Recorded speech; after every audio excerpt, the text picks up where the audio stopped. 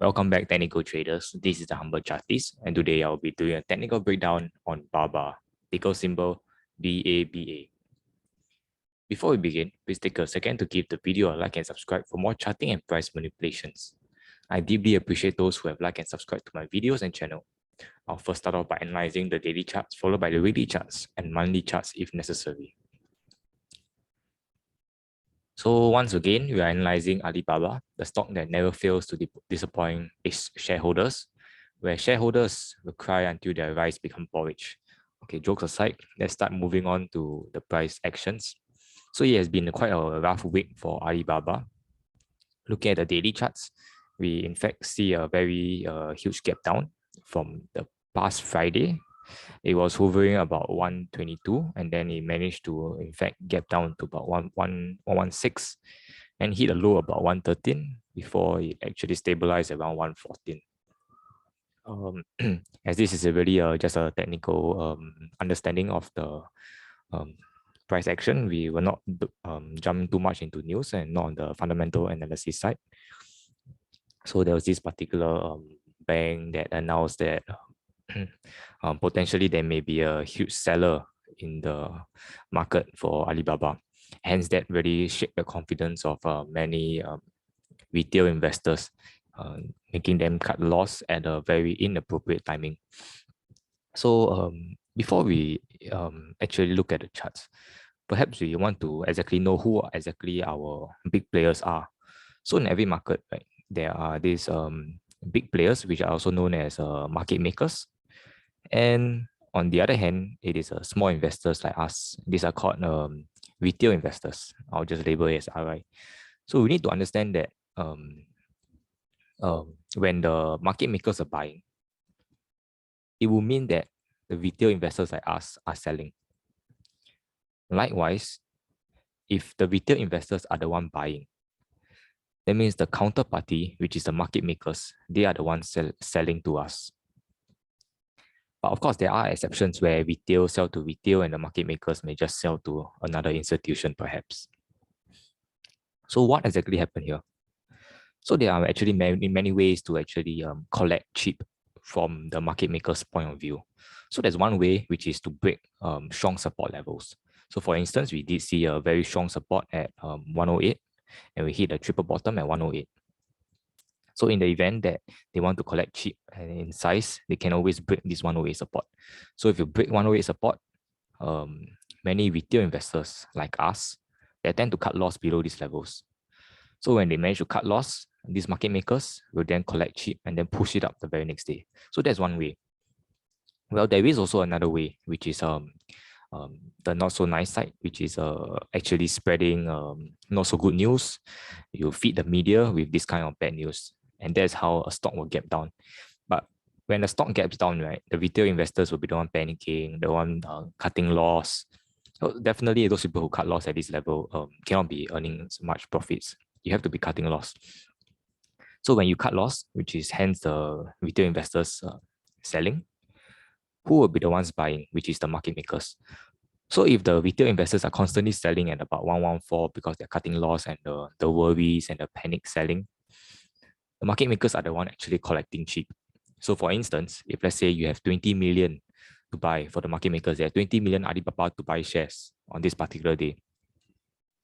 But if you notice, on average, the volume for Alibaba daily is only about 15 million. So how is it possible for them to collect 20 million? That's where they feed this kind of news and the retail start to come in and panic. That's where they collect it. And the very next day, boom, the prices go back up. Because the majority of the retail investors have really cut their losses. So to just give you an example, it's just like a boat. If the boat is too heavy, it will tend to move too slowly. But if the people on board start leaving or jumping off the ship and the boat, which in this case is the retail investors, then chances are we will tend to continue moving and continue sailing. And that's where these market makers will start pushing the boat and then start to push prices up again. That being said, the market makers also was a bit worried to not potentially break this 110 support, because in the event that they do really break this 110 support, then things will turn ugly. Hence, this 114 actually held quite well, and we did not breach this 110 support and also the 108 low. Okay, moving on to that particular Monday and Tuesday, we did see a strong 2-day momentum climb when we hit about 128. And then again, there's this particular manipulation that we have to talk in depth. So let's take a look at the 1-hour chart to actually have a clearer understanding as to what exactly happened. So you see, the previous high was in fact 108. We climbed from a low of 110 all the way up to 128. And this was exactly 128.00. So that was a potential upcoming resistance that I actually see, because we had a low about 114 and then we climb up. So many people will be looking at this 128 support. So what would these market makers do is that they will deliberately trigger and break above 128.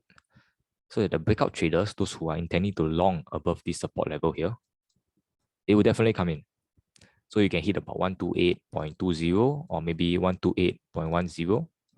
So when it's a fake breakout, actually for retail investors, it's actually the best time to sell, because that's where the market makers will actually manipulate the price and make it as though is that we are heading up for new breakout levels. But you can see that after it did a fake breakout at 128, there's this very bearish candle. A bearish candle is where there's a very long shadow above it. That means prices went up, but in fact it went close near the low for the candle, that particular candle. So we did see a very bearish candle. So it's a sign of exit. And thereafter we actually went down all the way to 122. So this is as a form of manipulation by the market makers. In fact, if you see that they collected so much here, the 113, 114, so even if they push the price up to about 128, they exited with some profits.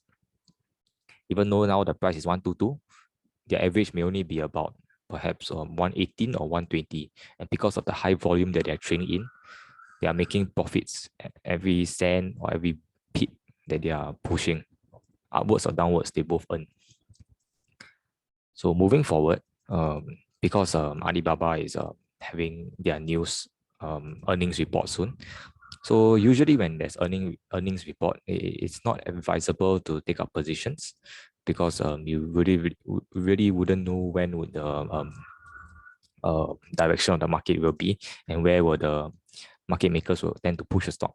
In the event that the majority have bought before the earnings, then the stock will likely to come down. But if the majority have sold, then the stock will likely to go up. So the news is really just a secondary catalyst. That being said, the key prices that I'm watching are actually the lows at 110 and also this particular low at 114. We have to actually break up this 128 resistance as well if we are looking up to go up more forward. So if we actually continue going up and break this 128 support, ideally by next week, we can potentially see this 138. 138 here. Once again, when we hit 138, the same thing may happen. What is going to happen if we, in the event that we hit 139 or 138, this is also going to happen. It's called a fake breakout. It's just like, for instance, now I'm having a total of 50 subscribers. There might be a fake breakout and then I may fall back to 48. So what are you guys waiting for? Feel free to just subscribe and press the subscribe button right now. So we can head to the next target of 60 subscribers. Help me clear this resistance with good volume. Okay, jokes aside anyways. So these exactly are the prices that I'm looking for. 138. I really want to see what exactly happens here, because if there's a fake breakout like what we saw at the 128, then chances are of us sliding back down is very high. And it looks like Alibaba has been moving sideways for quite a period of time. So it might be a big funds accumulating somewhere between 108 and about 130 zone. But that being said, hopefully the results will be fine and not too bad. If it's a good results, then hopefully we go up. And if bad results, hopefully 108 holds. So once again, thank you guys for watching this. And if there's anything else, I'll give you guys an update. Thank you for stopping by, and do check out the rest of the channel as well. Leave in the comment section below on your thoughts on this particular stock, or if you have any other stock TA requests.